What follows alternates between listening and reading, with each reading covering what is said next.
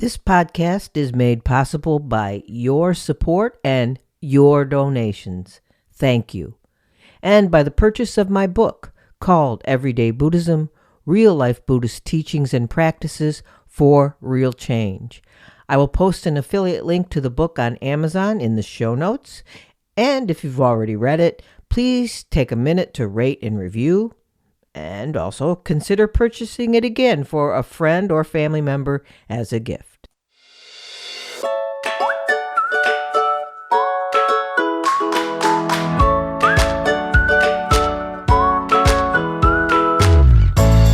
Welcome to Everyday Buddhism, making every day better by applying the proven tools found in Buddhist concepts.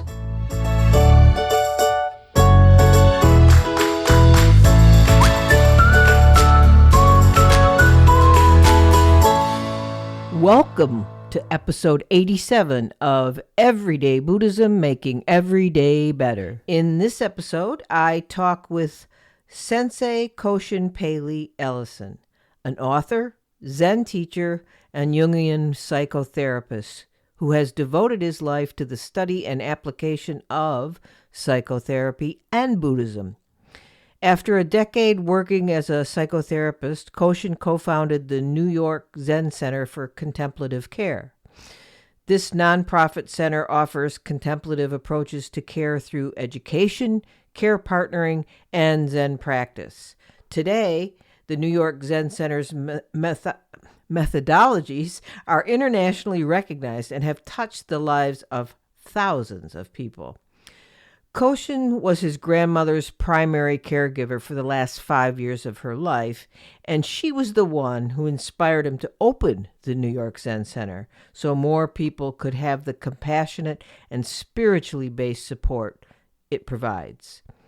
Koshin and his co-founder, who is also his husband and a fellow monk, transform people's lives through Zen practice, contemplative caregiving, and learning.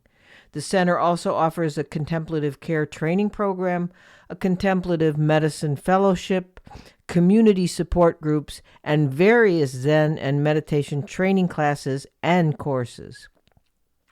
Koshin's work has been featured in the New York Times, PBS, and CBS Sunday Morning, among other media outlets. Koshin is also the author of Wholehearted, Slow Down, Help Out, Wake Up, and the co-editor of Awake at the Bedside, Contemplative Teachings on Palliative and End-of-Life Care, in addition to his recently released book, Untangled, Walking the Eightfold Path to Clarity, Courage, and Compassion, which is the book we talk about in this conversation. Koshin grew up in Syracuse, New York, just down the road from me in Rochester, and began his spiritual journey after a troubled childhood filled with abuse and bullying for his identities as a Jewish gay man. He met his first meditation teacher in a karate class. Where else? And then his first Zen master at the age of 17, who inspired his journey to become an ordained Zen monk. Koshin began his formal Zen training in 1987 and is now recognized as a Soto Zen teacher. He serves on the board of directors at the Soto Zen Buddhist Association and the Bar Center for Buddhist Studies. He has also completed 6 years of training at the Jungian Psychoanalytic Association, as well as clinical contemplative training at both Mount Sinai Beth Israel Medical Center and New York Presbyterian Medical Center. Koshin currently lives in New York City with his husband and their 2 Maine Coon cats. In this conversation, we discuss Koshin's latest book, like I said, Untangled, Walking the Eightfold Path to Clarity, Courage, and Compassion. Among many other things, we talk about the needy cookie monster in him, myself, and maybe many of you, the power of perspective in helping you to recognize when your old stories resurface, the 3 kinds of minds, grandmotherly mind, great mind, and joyful mind, self-clinging as a deep form of stealing, and how everything everywhere is a place of practice. I was thrilled to have this conversation with Koshin. Keep listening and you'll know why. You can actually hear the twinkle in his eyes and his beaming smile, and know why the Zen priest Norman Fisher wrote this about him in a review of his book. Quote, "What? An approachable Zen master who's willing to be vulnerable and is comfortable with hugs and tears? Yeah, that's Koshin," unquote. The conversation will start soon, but I just want to add one thing. I referenced the writing of my book, Everyday Buddhism, as being published in 2009. I forgot to say 2019, or I mistakenly didn't say 2019, just to clear that up. Okay, the conversation starts now. Hello, Koshin. I've been excited about talking with you about your new book, Untangled, Walking the Eightfold Path to Clarity, Courage, and Compassion. You know, as we briefly discussed prior to the recording, we seem to both share a deep respect for the Eightfold Path, not just as a foundational Buddhist teaching, but as a way to look at and transform, as you call them, the tangles or the messes of life around us and inside of us. So just to get going here, can you say more about why you were inspired to use the Eightfold Path as sort of the structure for this book? Yeah. So first of all, thank you and hello. Hello.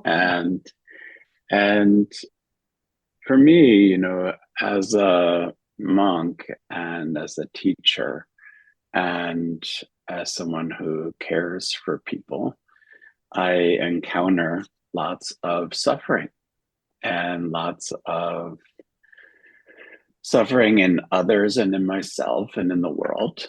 And for me, it was really a way to begin to investigate the Four Noble Truths as a place to like remember, because I love, often the word is translated as mindfulness, but I prefer the translation of remembering. So to remember and come back, which feels much more active for me. And so to really look at our suffering and our causes of suffering, the giants of greed and resentment and delusion, and how do we change? And then how do we companion each other on this path? And so it was an opportunity to actually look deeply at my own suffering, because I find one of the ethical aspects of my own experience of practice is to really focus on sharing myself, and not in a sentimental way, but to say, I think that teachers or monks have the kind of ethical obligation to share a bit about the path, because really we're in this role so that we can, because we've been down the path a little bit further, perhaps, and really helpful to share, like, well, this is how I'm reflecting on these teachings in my own life, so that we can actually do that together. And so I'm very much interested in, the Buddhist historical teaching that the whole of spiritual life is having good spiritual friends. So even writing a book is an opportunity to have a spiritual friendship of a kind, where we're saying, this is my story and this is what I'm thinking. How about you? Yeah, exactly. And I like that you circled back around remembering. I like that too. That's I tell people, that's what mantras are all about. That's what all of, mindfulness, it's all about this, and the other thing that I really liked about it was that you talked about using it as a way to be a friend, and your book reads like that. I mean, it's like, I mean, I followed you sort of, I don't mean in a creepy way, but I mean, I followed your path. I was interested in what you were doing. But I hadn't read any previous works, and I didn't really know much about your personal life. And as a fellow writer, I wrote a similar book. I wrote in 2009, I released a book called Everyday Buddhism, Real Life Teachings and Practices for Real Change. I always forget the subtitle. And I use the Eightfold Path as the structure. And I was struck by your honest and open sharing of your life, your pain, your quirkiness, your embarrassments, and the laughs, right? And as I said, when the listeners don't know this, but I shared a little with you in prior to recording. We have some similarities in that I grew up as a gay kid too. And despite my kidness happening a couple of decades earlier than your kidness, when I was reading the book, I felt like we were old friends. And so what that feeling, I think, is so important, because it's like, I'm a lay teacher. I'm a sensei, but I'm a lay teacher, not a monk, not a monastic, and not a professional. And we were taught in our program that it's all about just being there as just maybe one step, a half a step, a quarter step ahead of maybe somebody else, just so you can share some things. And you're sharing in the book, and then your reflections after, which I'm giving away a bit of the structure, made for an addictive read, and also a lot of takeaways that stick. One of the things that, and I'll tell you, the offering of the reflections are good. Obviously some of them really hit me, some of them didn't really hit me, but I'm sure they'll really hit somebody else. That's how it goes. And it's just like you said, when they read your story and then they see the reflections, they can start thinking, well, how does this work in my life, or how has this worked in my life? And these things ended up for me in reading your book as profound places of practice. That's the phrase you use. And those places of practice ended up more often than not being things I really needed to hear again, or remember, and needed to practice. And so, bouncing that back to you, one of my personal favorites is the Cookie Monster. So this anecdote stuck with me, and I've shared it already with people. And so I'm glad you shared it. Can you share your Cookie Monster teaching with us right now? Yeah, when I don't know, it feels like for the first like 10 or 15 years of practicing, I was, very interested in all the Zen forms, and very interested in doing things right and being liked.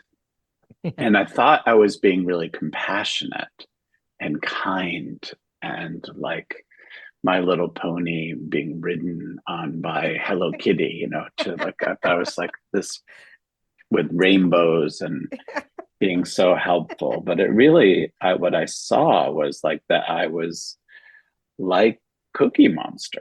Really, I was like this monster, and he's very sweet, and we all love him because it's that very kind of addicted part of me that was being covered over by this idea of compassion, and this idea of kindness, and this idea of not really taking a close look, or as the wonderful teacher Taizan Mazumi Roshi talks about, that, not deceiving ourselves. And I was deceiving myself and not really looking at like that part of me that was just like, give me a cookie, tell me you like me, tell me how compassionate I am, how kind I am, how helpful I am, and how good I am, and because there was a part of me that felt like it really needed that. But it was like this addiction, like Cookie Monster, like, he's just like throwing those cookies in, and he can't even, if you really watch carefully, he's not really eating them, turns out. And it was not nourishing to me either. So I think to have a sense of humor about that part of ourselves and realize like, oh goodness, like there I go again. That little Cookie Monster. And I think it's such a sweet image because, he's so cute and we all love him because we all are him. This insatiable part of ourselves. Yeah. And that's what got me in. And now just really quick, the personal story is I had just been suffering. It wasn't that bad. I had just been struggling with, I have a Sangha, and it's a virtual Sangha, and I caught myself the other day still thinking, how do I get more people to come? Because Sanghas fluctuate. Sometimes there's like 20 people, sometimes there's 4. Then there's always those 4 people that always show up and help you do things, and then there's so. And then when I read that part about the Cookie Monster, I thought, this isn't about me. This is about the Sangha. Why is it I'm trying to put all these cookies in my mouth, and why am I not worried about them? So thank you. That's where that came from. And I have multiple sticky notes and margin notes in your book here, as you can see, and too many to go on with this discussion. But I'm going to kind of go ahead and try to tick off as much as the Eightfold Path as possible and bring up some things that I think will make interesting discussions, but feel free to reroute me or take a detour or whatever. But let's first touch on good. Let's first touch on your unique presentation of the Eightfold Path. So we can go into a little more detail as we continue, but let's briefly, summarize your teaching on the untangling of our views, intentions, speech, action, and so forth, all the Eightfold Path. But at the very beginning of your book, I really have to start here because I think it's all about, in my mind, it's all about right view. Everything hinges on right view. Yes, it's a circle. Yes, it's not linear, and we go round and round and round, kind of like a circular staircase. You keep circling, and it's kind of, sometimes you feel like you're going backwards because you are going backwards in practice. But I think inquiry, you talked about inquiry. I think inquiry is really at the heart of it. It's at the heart of Zen. It's at the heart of Vipassana. It's at the heart of Buddhism, really. I think it's the fuel for mindfulness and meditation. It's such a powerful concept. And I loved how you summarized this. And I want to share this because I think it kicks it off at this right perspective in the right way. You wrote, what the Buddha did was take an honest account of our situation as human beings, all of our vulnerabilities, and the way we cause ourselves needless suffering. Then, as the texts tell it, he vowed to never again to build himself a house of sorrow. He knocked out the ridgepole. It's the poetic way of saying, and this is your words, that he looked around and thought, damn, I've got to see through all my bullshit. And that is what we have to do, to shred the threads, right? The threads, of our entanglement, and get to that place of pleasure that you talked about. And we only can do that through inquiry, I think. But it takes guts. I mean, really, it takes bravery. I think that's why it's called the Noble Eightfold Path, because it takes a lot of nobility to stick with it. It takes practice, and it takes time. And I will add a personal emphasis on time. Can you talk more about this practice of maybe the practice and the payoff of inquiry, of sitting with your crap, of sitting with your pain, of keeping it up? Payoff. That might have been a I loaded question. I don't actually believe in payoff. There you go. And because I think that, but I think that that's where most people come to practice for a payoff or a payout, maybe. Payout, yeah. And and I think that there was a study done in the 80s that I love to reference, even though I don't know the exact study it was, but I remember reading about it where people stopped meditating because they didn't feel better, they didn't feel more peaceful, they didn't get their payout. So I always think that the amazing opportunity of practice is the amazing opportunity for practice. And, as my teacher, Genyu Kojima Roshi, talks about, like in his training at Eiheiji, that you see that have seen films of the monks cleaning the floor with rags and they run down the floor. And what happens is that in these long, beautiful hallways, each monk has to clean every inch. And then collectively, they are all cleaning every inch. So to me, this is in many ways, the spirit of practice, where I'm responsible myself for cleaning every inch, of really learning how to clean my wounds and to clean where I'm kind of getting addicted and getting kind of like into some story or doing the same thing again. Here it comes again. Here comes the cookie monster. Here comes the giant of greed. Here comes the giant of delusion again. That we don't arrive anywhere. We just actually start to me, the beauty of perspective is like, oh, there you are again, and I know you and I know how to work with you. It's kind of how Dogen Zenji, the founder of our school, who died about 796 years ago, and Give or take. give or take, and well, because we're preparing for his 800th Oh, there you anniversary, go. and but there's something he talked about, these three kinds of minds that are really helpful in practice. And for me, they're so beautiful. And one of them is Roshin, which is, sometimes translated as grandmotherly mind. And it's that kind of mind where of real loving compassion. And so that you see that you're getting caught in some of your bullshit, or you're getting really reactive. And the kind of grandmotherly mind is so sweet. It's like the grandmother sitting on the bench and watching a kid fall in front of her and, scuffs his knee or her knee or their knee. And she knows that we fall. It's not such a big deal, but you can tend to it and clean it up and take care of it. But it's not such a drama or even a melodrama.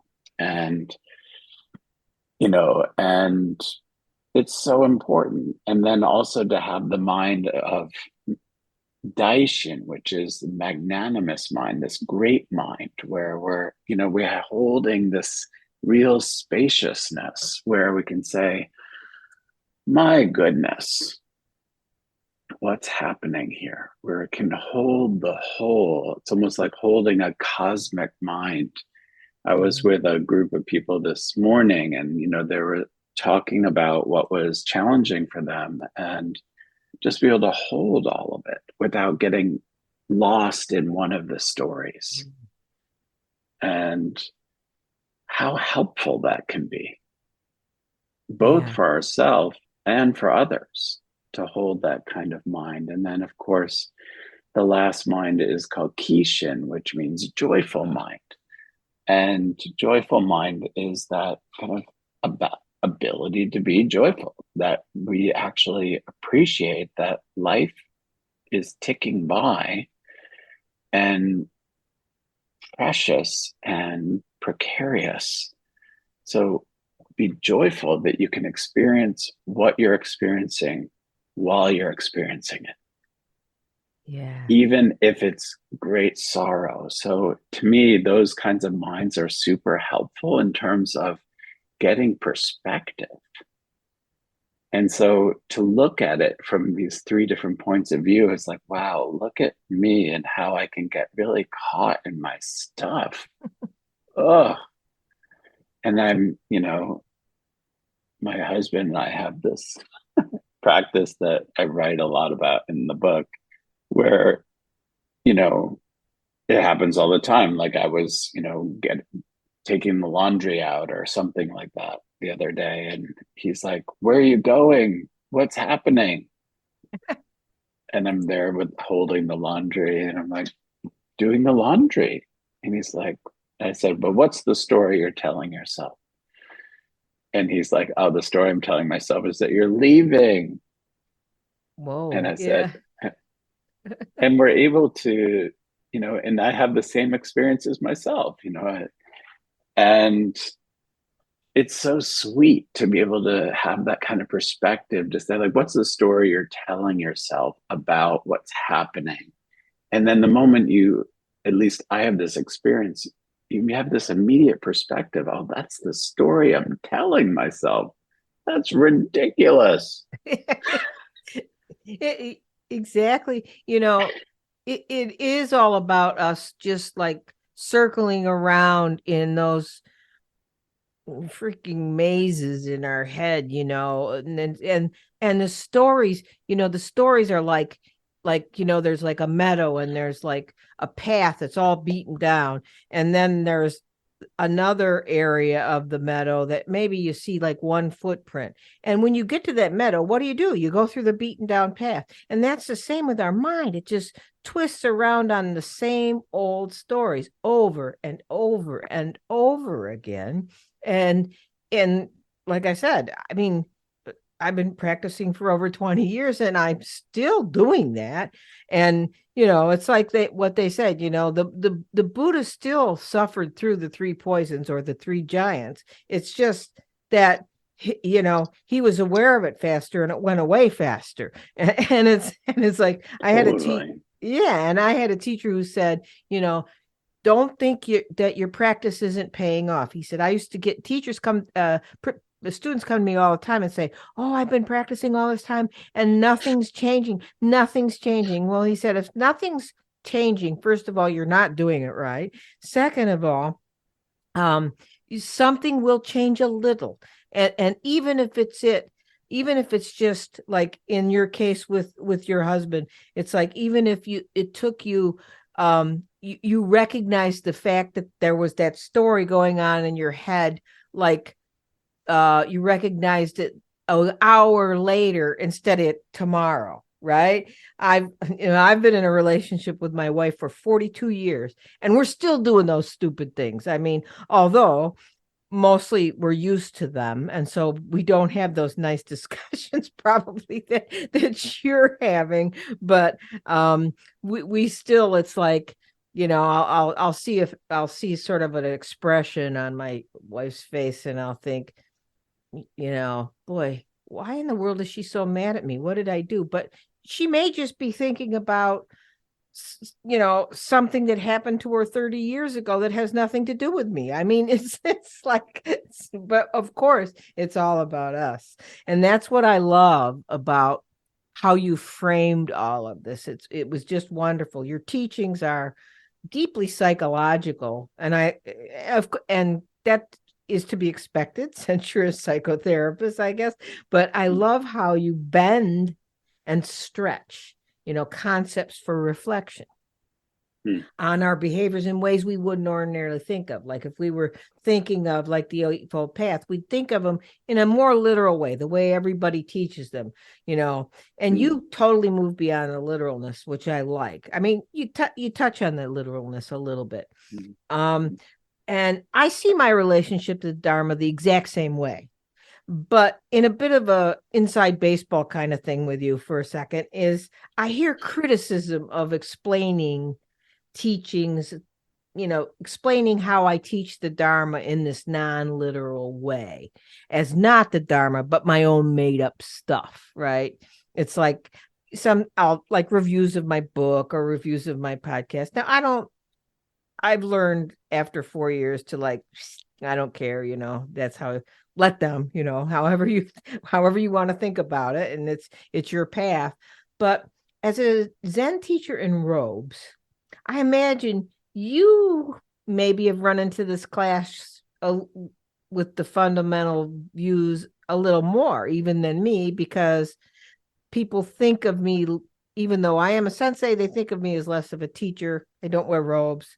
I do wear a kesa, but it's like, I think people expect literal in this, people expect you to tell the Buddhist story in the way that they've heard it rather than the way you might want to position it psychologically. Do you have any words of wisdom around that? And this, like, we won't spend too much time. This is just, I guess it's a question that I need to have answered. I'm feeling tender towards you. Thank you. And for me, it's very important to acknowledge the teachings and to be as honoring of them as I can, and to honor the ancestors. For me, in this sort of Zen lineage, that it's the ancestors are very important, and being appreciating of them and honoring them. And my wish is that my expression of the Dharma is a way of honoring them. And Yes. each of them were unique and had their unique expression of the Dharma. And so I do appreciate, people will say all kinds of things about all kinds of things. And, to me, criticism in my own life has always been such an interesting moment. And to be receptive to that criticism for myself has been always super helpful. To say like, wow, okay. And just to bring it in and be like, is there something in that that's true, even if it's not true how they're thinking it's true? Right. Right. And maybe there is a little something, and maybe not. But to me, it's just about, part of actually how I gauge how my practice is going is how receptive I am for people to not like me and to think I'm an idiot or think I'm, a really foolish, or, to me, it's actually one of the things I just like to be. To me, it's a great barometer for how I'm going, how I'm doing, is Yeah. how I'm receiving things. And if I'm over personalizing it, Yeah. or, because I also think of, sometimes feedback is true. Yep. And it may not be what I want to hear, but I think it's always helpful. And there's a story the Buddha that is told about the Buddha where he was giving a talk somewhere, and some guy stands up in the crowd and was like, Buddha, you suck. You're like, you don't know what you're talking about. What you're saying is garbage, essentially. And the Buddha and people were like, ooh, no, that's so he's insulting the Buddha, and that's terrible. It's a terrible thing. And the Buddha saw that it was something interesting. And the Buddha said, so he speaks to the person, in the middle of his talk, he interrupts his talk. And so the Buddha says, oh, so if you give a gift to someone and the person does not receive the gift, to whom does the gift belong? Mm-hmm. And the person was like, the person giving the gift. And the Buddha said, yes. So like that, since I do not receive your gift, to whom do your words belong Yeah. and reflect, and for whom do they reflect? And so that's another side to it where, but my wish is, I mean, of course, none of us were there, and but that the Buddha would, even in the moment, check it out and feel like, is this true or not? And if Yeah. it's not true, just say like, okay, that's your belief, Yeah. Yeah. and that's okay, Mm-hmm. and that can be your belief that I have no idea what I'm talking about, and okay. Yeah. But what I love about the story is he didn't make the person into a villain. It's like, oh, he's a terrible, how dare he criticize me like that? And he's just like, those are your thoughts. Right. Right. My teacher who just passed this past March, so I just lost my precious Mm, teacher. mm, Reverend Koyo Kabose Sensei. He's the son of Reverend Gyome Kabose, who was the founder of the uh Chicago Buddhist Temple back mm, in the first non-Zen Buddhist temple in the Midwest. So anyway, my teacher, he passed away, and he used to tell the story about when he would stand up and give a sermon. He took over for his father. He'd give a Dharma talk to the temple members, um and she said sometimes some older woman would walk up to me afterwards and complain about what a terrible talk it was. And I would always say, when someone gives a Dharma talk, it's the responsibility of both the listener mm, and the presenter to make it happen, to make it happen. And so maybe my Dharma talk was rotten, but maybe the way you listened was rotten. So we just have to ask ourselves, which was it? So that's what that reminded me. Um, and this all started when I said how you uh bent and shapeshifted and twisted, especially around the ethics, the teachings, to come up with something unique. Like in the speech you talk, in right speech, you talk about judgment and categorizing others based on the speech inside our heads. And this reminds me of that acronym WAIT. Why am I talking? mm, And I often use that in my own way. I twist it around to say, why am I thinking that? Right. mm, So I loved that. And then with mm, your action, you said, I loved how you talked about this is just stopped me in my tracks. Stealing, as are you sharing your real self with others? And your reflection in that part of the book was, who do you not disclose your real self to? Is it possible that you're stealing something important from them? That was a wonderful teaching. I mm. don't know if you have, I know, we're getting a little late, but I wonder if you have anything to say about that one. Well, for me, that actually, the historical Buddha talked about thoughts, words, and actions, right? Right. And so to me, I often don't hear people talking about how you're working with your thinking, right? Right. And to me, it's foundational to like a rigorous practice to like, wow, because all of this starts creating reality, Right. like and then it turns into words, then we start doing stuff, and then it builds our character. So yeah, so to really reflect on stealing, how we're often stealing so much, and we're often tend to be quite stingy by even with our own thoughts, by even not being thinking about others. Uh, yeah. Recently I was talking to someone, and someone was very upset with me, and because they weren't getting what they wanted. and they wanted a certain outcome to happen. It's not possible. And they were upset with me about that. And it was just a very interesting moment to me as a practice opportunity to be like, wow, that they're so in their own need. Yeah.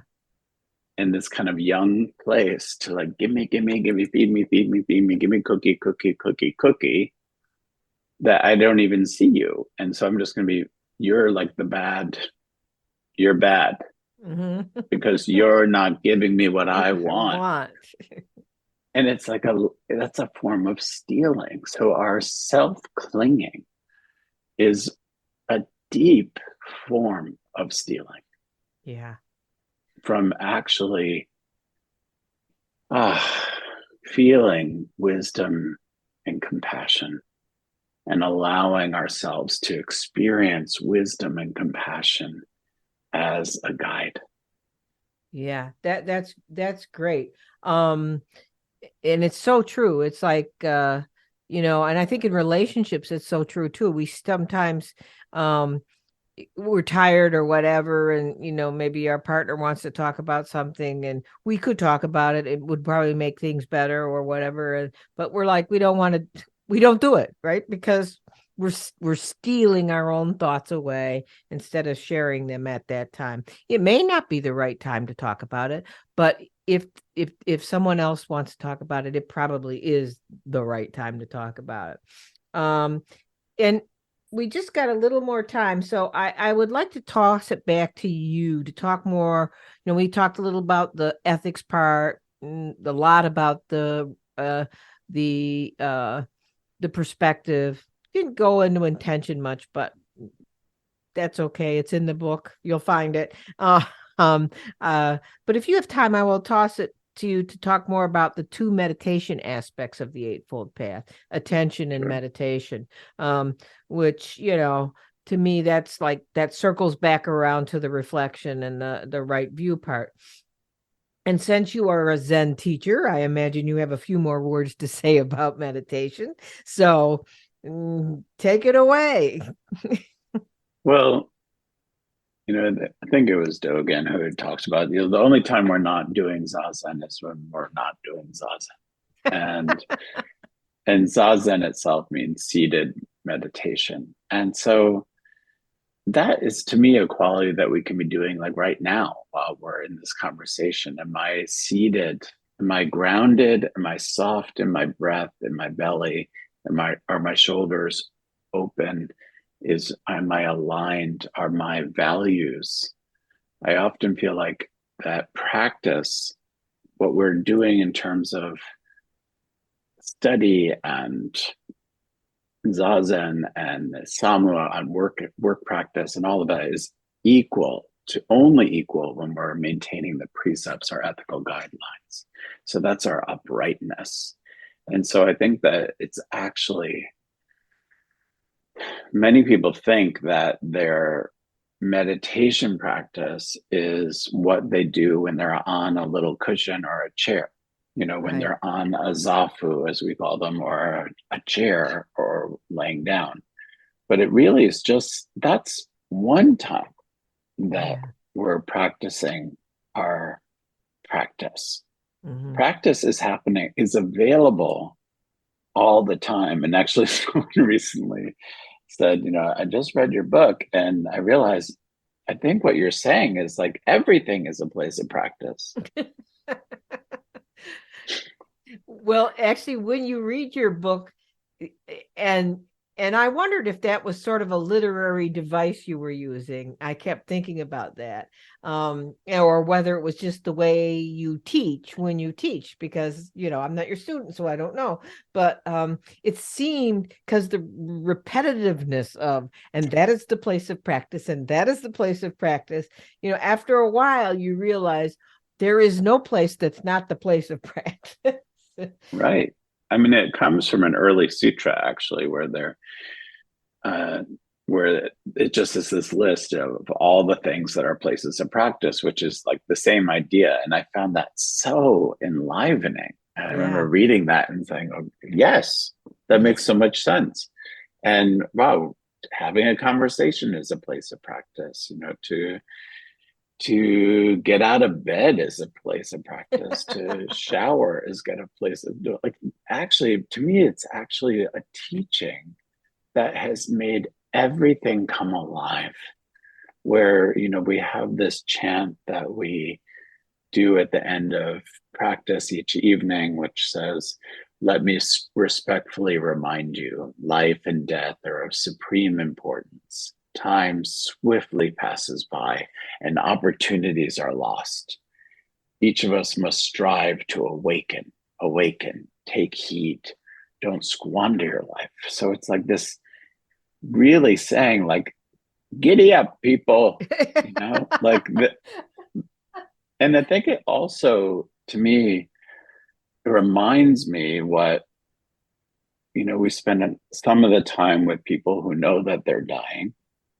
Right. And the consistent message from the edge of life is, what was I waiting for? How did I squander so much time with my hesitation, with my fears, and my laziness? Yeah. And like, no one is like, I've yet to hear a regret saying, I'm so glad I soaked up every minute and found every place as a place of practice. Like, I've yet to hear that regret. And so, Yeah. but the regrets are so huge around wasting time, hesitating, living in fear.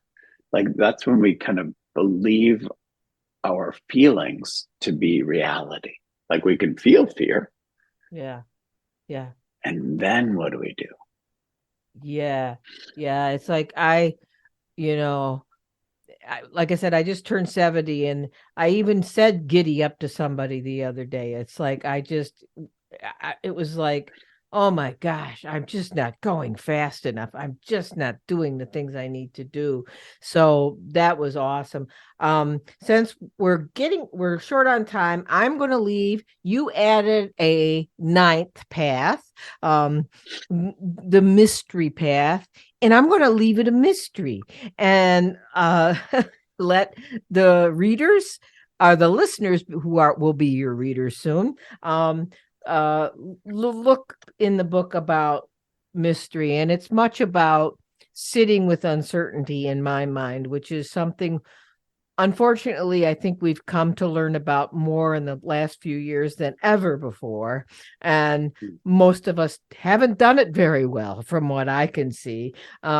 So if there's any reason to giddy up on your practice, I think it would be that understanding of the mystery part of the path.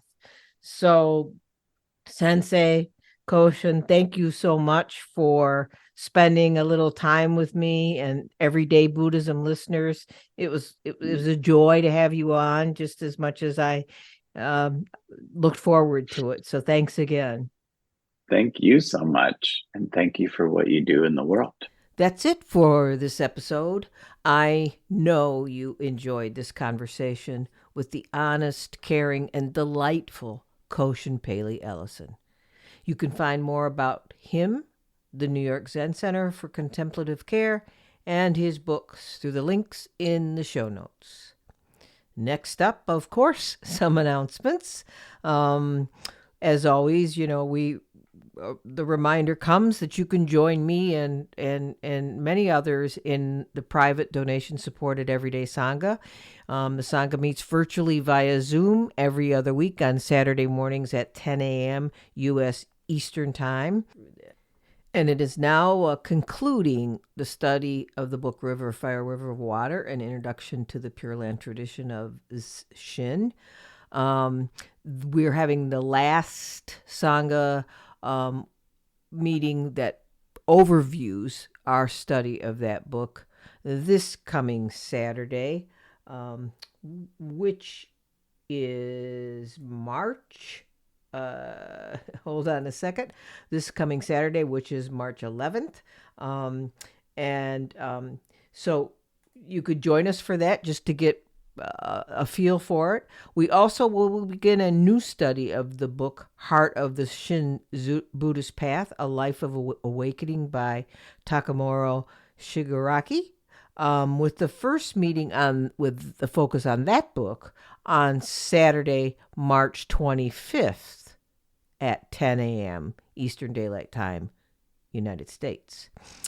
So our meetings consist of a service first, before we go into any Sangha discussion or book study, including a short meditation period, traditional vow recitations, and other invocations like the refuge prayer, the three jewels, bodhisattva vows, etc., and some chanting. The service introduces a more ritual and liturgy into the structure of our meeting, much like you would find at a non-virtual Buddhist temple, church, or Sangha. The service includes a Dharma talk by one of the practice leaders or myself, Wendy Shinyo Sensei, and also a Dharma glimpse by a volunteer Sangha member. After the service, we open it up to discussion of the current book study or of anything that was inspired by one of the Dharma talks. Please consider joining the Sangha at this time, right now where we're about to start a new study.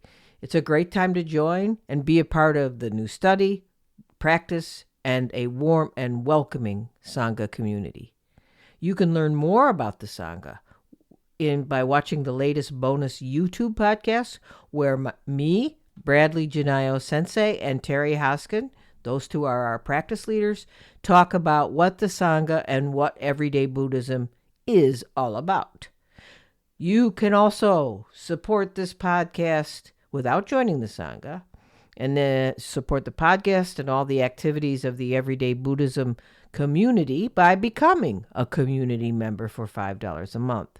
If you do, you will have access to all members-only podcasts, an education series, and a private group on a non-Facebook platform.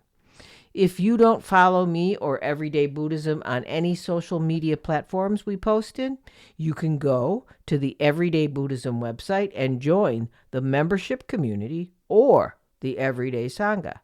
Go to www.everyday-buddhism.com and click on either of the tabs that say either Join the Everyday Sangha or Join the membership community.